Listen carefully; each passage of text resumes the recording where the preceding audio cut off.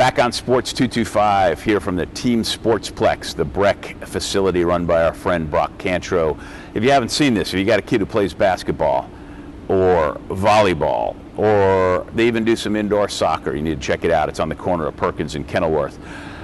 And one of the reasons we're doing it here today is because the former LSU basketball coach Dale Brown was over here helping out Brock with some stuff too. And anyway, I said going into the last segment, or out of the last segment, might as well actually remember what I said and stay true to it. That I wanted to tell you a story because I want to tell them a story, but you remember this, all right? A year and a half or so ago, when Burl Shipley died, the former USL basketball coach, we went to his memorial service in Lafayette. You remember that? Sure do. You, me, and Collis Temple. Right. Now, there are a couple of mistakes that were of that whole thing. One is that you can't fit Collis comfortably into the front seat of Dale's BMW. That part, right? That's right. The other is, you know, Dale is easily distracted. I was scared to death half the time we were driving there because he loves to talk just as much as he loves to drive. But during the course of that conversation, they were talking about in the event that if Trent Johnson were to leave LSU, that Johnny Jones should be the coach. Now, do you remember what I said that day? I told them, I said, you guys, I finally had to pop up because they were peppering me. They were hammering on me. And I said, there are about 1 million things that are going to happen at LSU basketball, and not one of them is Johnny Jones getting that job. I said, unless he goes like 31-3 and gets to the round of 8 or whatever. So how wrong was I? Not only that he got the job, but that he has been such a fantastic fit. So I'm giving you the mea culpa right from the start. I knew at the time, I didn't want to be combative with it, but I knew what kind of guy he was. First of all, I love LSU. When I retired, Vonnie and I, we sat down. We could live anywhere in the world. Took us 1 week to make a decision. This is where I want to spend the rest of my life, Baton Rouge, Louisiana. I'm deeply grateful to LSU for giving a no-name high school coach from North Dakota an opportunity to coach at this great university. I would never sell them a bill of goods. But I know what this is a different culture. They're loving, caring. They want to be a part of a team. They want to see fast basketball. They want to. I know what the community wants to see. Johnny Jones had it all. He's a good coach. He's a good recruiter. He's a unifier. He's charismatic. He's a disciplinarian.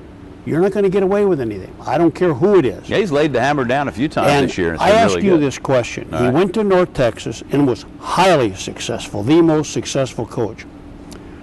I'm going to interview you now. Would you have thought, because this happens too far, I sat at a table one time with Denny Crum, Larry Brown, and Mike Krzyzewski at the Final Four, all up in front.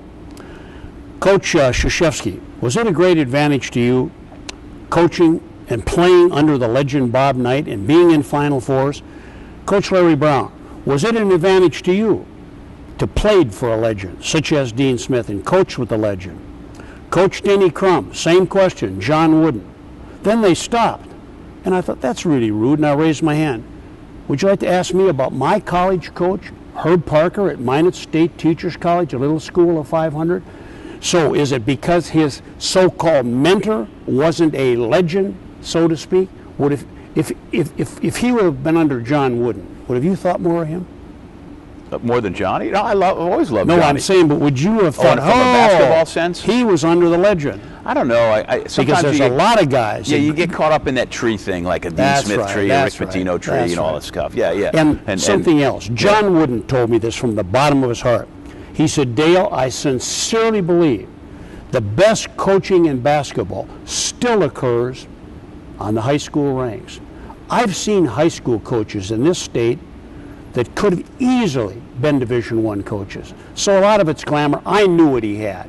I knew that the kids would love him, he would love kids. I have 3 grandsons. If I had a place to send them, it's LSU if Johnny Jones was there.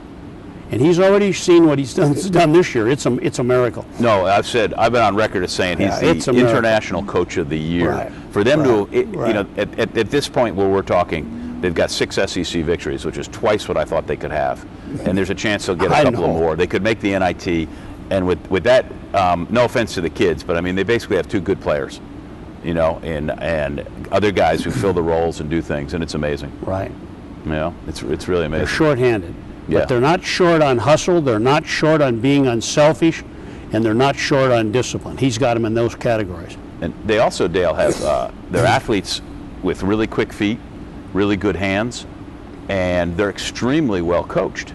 I mean, when they go into that press defense and when they rotate defenses and the things that they do, they take really good shots. And the whole time, and this is what I wanted to ask you, was the whole time they're playing, Johnny's demeanor is remarkable. He's so calm and so collected. Now, he said it's not that way inside. But isn't it amazing to you? Beautiful. You don't know. Well, he was way more excitable than that when he sat on your bench. You would know it. You've got a wife that you saw coach for years. The thrill it gives you to be able to see him do what he does.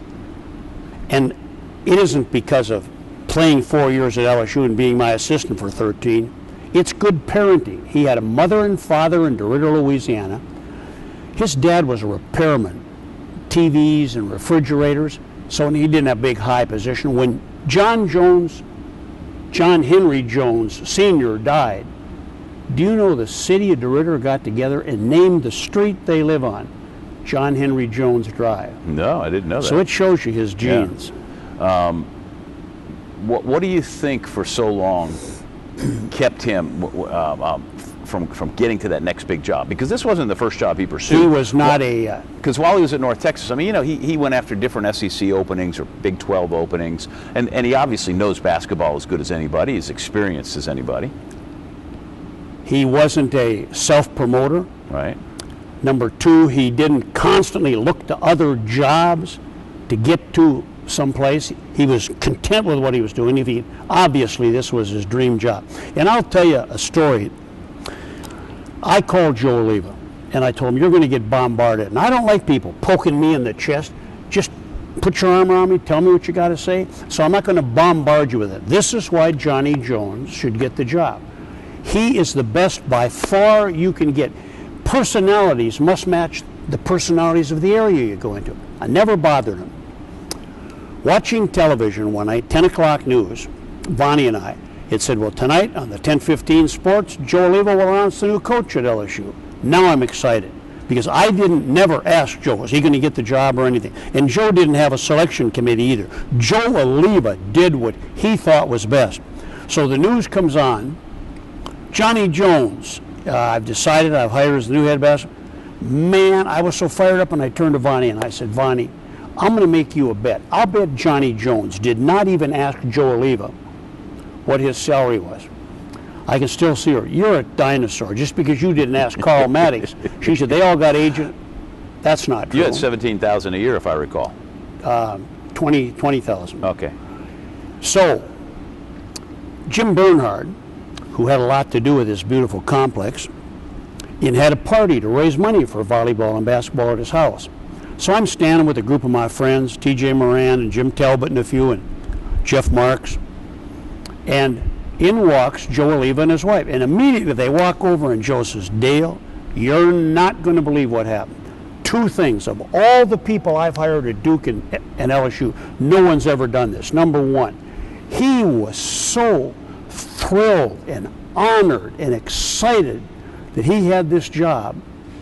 He said, and thanked me. It made me feel so good. Man, did I do the right thing. And then wait till you hear this. Dale, he never even asked me the terms of his contract or how much he's going to make. I said, I knew that. Oh, Johnny told you? I know Johnny Jones. That's why I wanted him to be the coach. And Joe Oliva did a great job. This may be, I don't think this is embellished. You tell me if you think it is. This may be the most popular first-year hire of any coach in the history of LSU for excitement in the community. Would that be accurate in your mind? Yes, but the first year of Jerry DiNardo to bring back the Magic Tour was pretty special. That's what first comes to mind. But luckily, that was the first time. I didn't know Dale was going to come up for air. I got to go to break.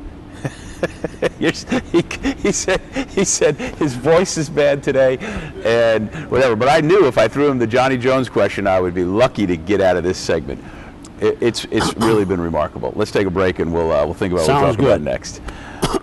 You're watching Sports 225. We're hanging out here at the Team Sportsplex,